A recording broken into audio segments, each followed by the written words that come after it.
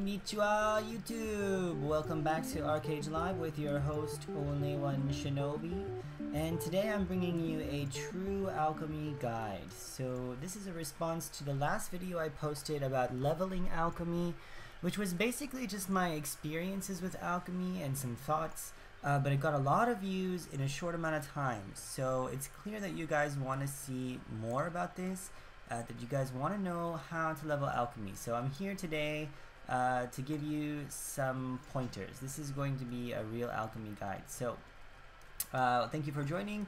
We're going to cover basically two methods to leveling alchemy, and then possibly one secret method at the end of the video. So the first thing you'll need to do, oh hi, we're joined here by Eveep from Phobia, and if you're watching this video, you should say hello. Yeah. In any case, alchemy. You're going to want to find an alchemy table. Looks something like this. Has blue potions, books, etc. And you can find these in any city. We're in Mahadevi. We're in the City of Towers. And there's Swoosh. Hello, Swoosh.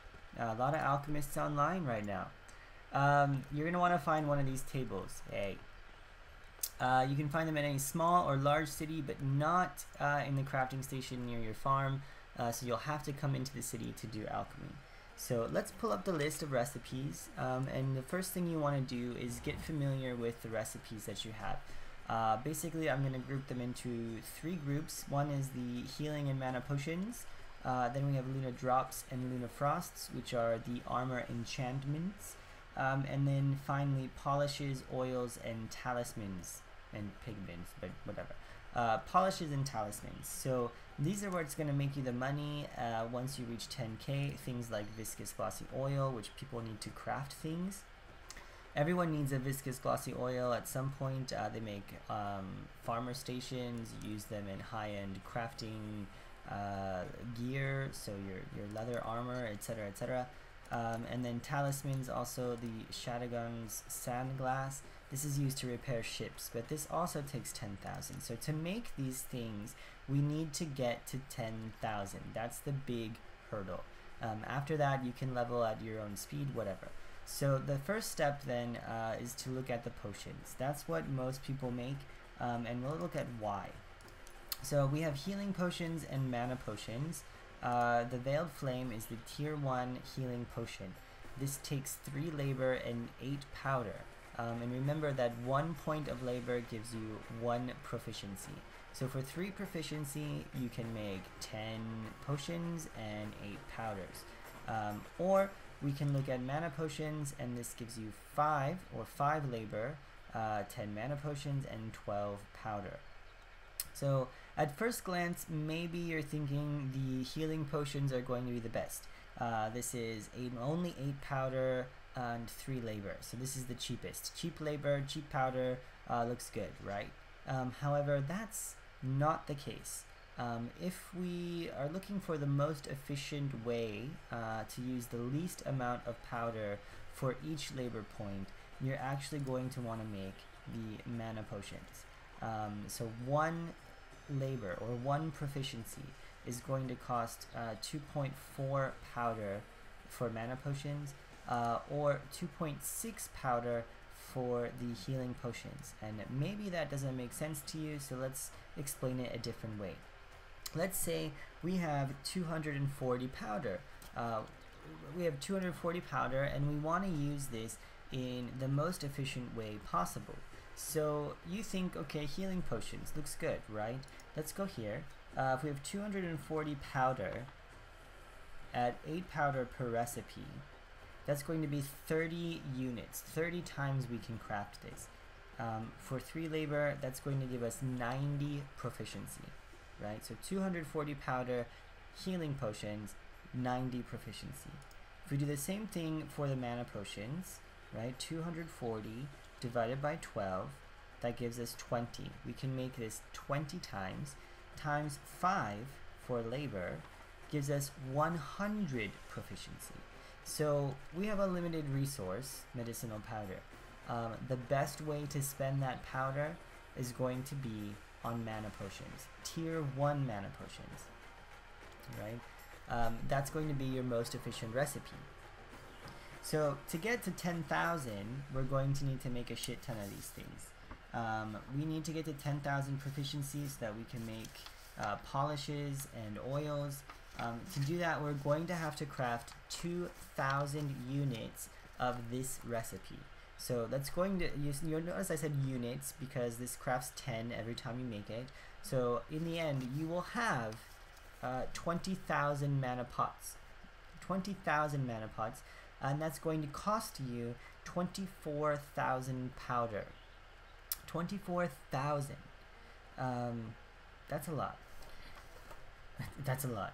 You might think, okay, well, if I'm making, 20,000 mana potions, maybe I can sell them. Well, the truth is, tier 1 mana potions don't sell for very much. Maybe you think, okay, well, let's upgrade them to tier 2. But if we do that, you'll need to make 1,000 tier 1 and then 1,000 tier 2. You'll finally reach 10,000 proficiency, right? The kicker here is that it's going to cost 20 iris per unit. So you're going to need a total of 20,000 irises, right? No big deal, you think. Maybe you have money and you can just buy them, then go for it. Or if you have a large guild and they're just growing irises to give you, to upgrade your mana potions, then that's a good idea. That's a good idea. These actually sell. You can sell a couple of these and make, 20, 25 gold profit if you have the money to invest into it. But it's not the most efficient, this extra ingredient here. If you're going to do it alone, if you don't have a guild or you don't have money and you need to grow it, it's going to take you a long time. So generally a 16 by 16 farm is going to fit 16 iris bundles, and those take about 6 hours. After you harvest, it's going to be about 500 iris, give or take some RNG. And so if you're harvesting your 16 by 16 farm every 6 hours with iris bundles, it's going to take you 240 gameplay hours, or 240 hours of waiting in any case, and then the time it takes you to plant and harvest. But that's 10 days. That's 10 days. That's an insane amount of time to just do it alone. So it's really not efficient. If you're just focused on efficiency, then tier 1 mana potions is what you want to do. Tier 1 mana potions.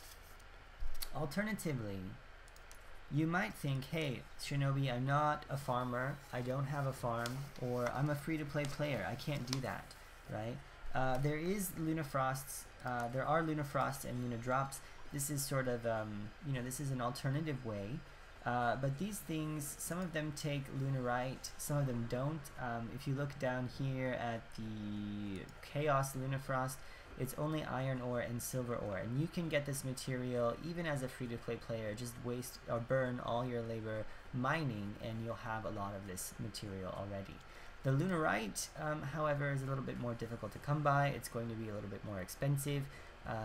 It's going to, if you're going to buy it on the auction house, it's going to cost a lot of money, or you get it from coin purses, so you're going to have to grind mobs. But there are basically a few recipes that you can use. I think the water drop, at least cracked water drop, is the cheapest Lunarite recipe. It takes only 2 and 3 stones, so you can just ride this all the way to maximum proficiency if you like. Or if you don't have the Lunarite or don't want to waste the Lunarite, you can go with the Chaos or Nova Lunafrosts. This takes 10 iron ores, 3 silver ore, and you can ride this all the way to max proficiency if you can't farm. But if we're using these, you're going to need to craft a lot of these as well. So just to get 2,000 points, because at 2,000 you can make the next tier. But to get to 2,000, you're going to need, what, 2,000 iron ore and 600 silver ore. If you want to get to 10,000, you're going to need 10,000 iron ore and a lot of silver.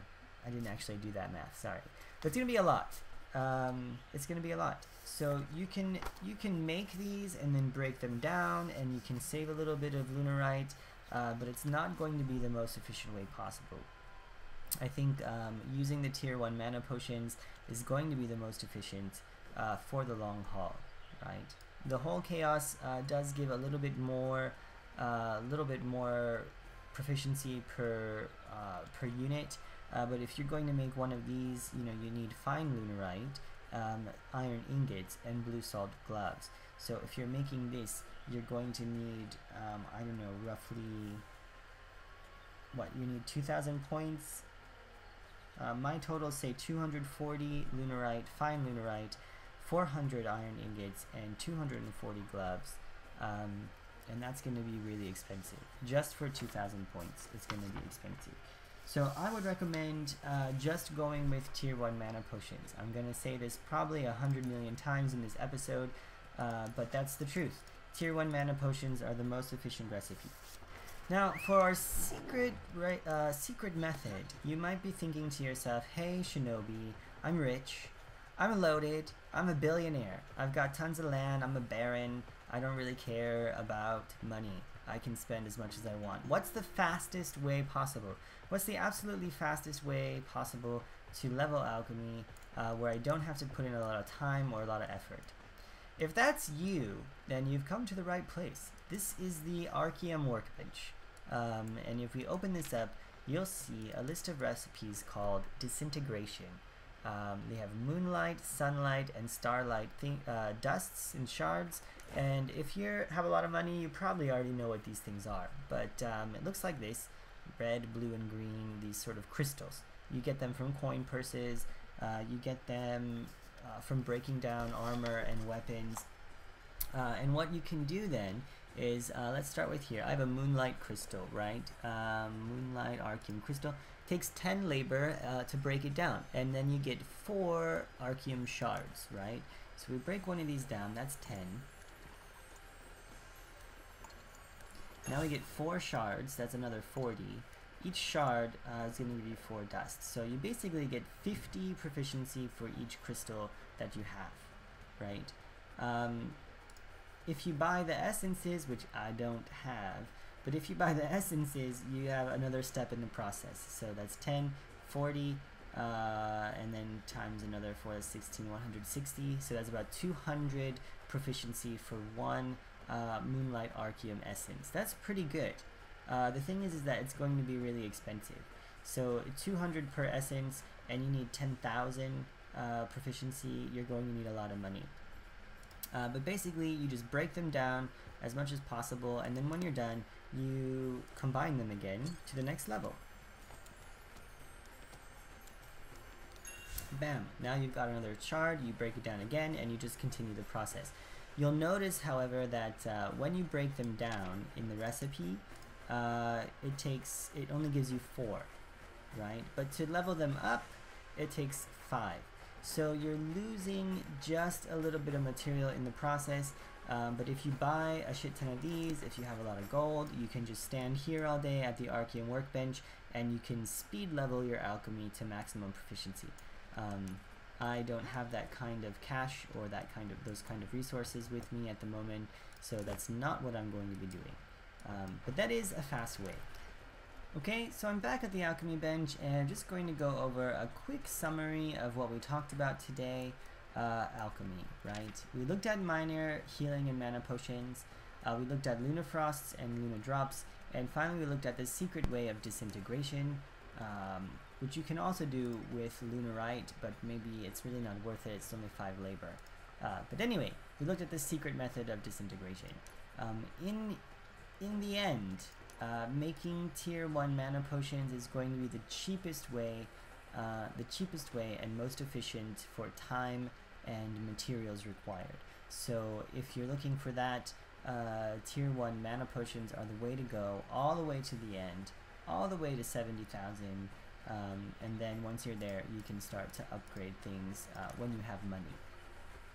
Luna Frost and Luna Gems are not going to be an efficient way to level alchemy, but if you have the materials lying around, you can go ahead and make some of these. It'll sort of mix up the monotony of grinding so many mana potions, and eventually you might be able to sell some of these higher level Luna Drops, again at 10,000. Finally, we looked at this disintegration, and if you have a lot of money, this is going to be the fastest way for you. just buy a bunch of crystals, a bunch of essences on the auction house, and then break them down and then level them back up again. That's going to be the fastest way. I hope you enjoyed this episode. I hope all of this makes sense to you. If the math confused you, don't worry, it confused me too. I don't like math, but that's okay.